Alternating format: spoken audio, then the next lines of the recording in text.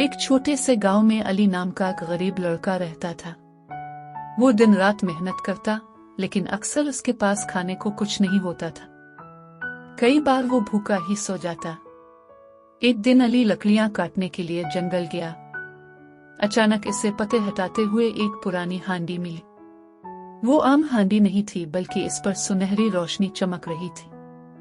हांडी पर लिखा था, मैं हूँ जादुई हांडी, बस कहो पक्का हांडी पक्का और मैं खाना पका दूंगी। अली ने हैरत से कहा, पक्का हांडी पक्का। फौरन हांडी से खुशबू अलिफाटे और मजे मजे का पुलाव तैयार हो गया। अली खुशी से खाने लगा।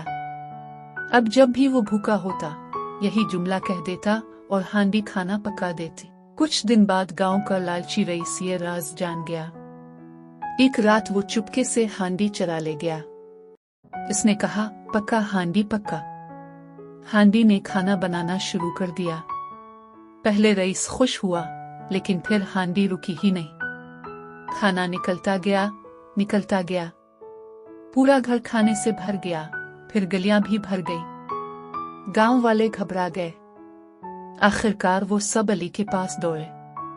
अली मुस्कुराकर बोला, उसे रोकने के लिए कहो, रुक जा हांडी रुक।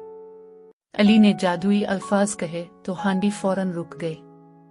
सबने शुक्र अदा किया।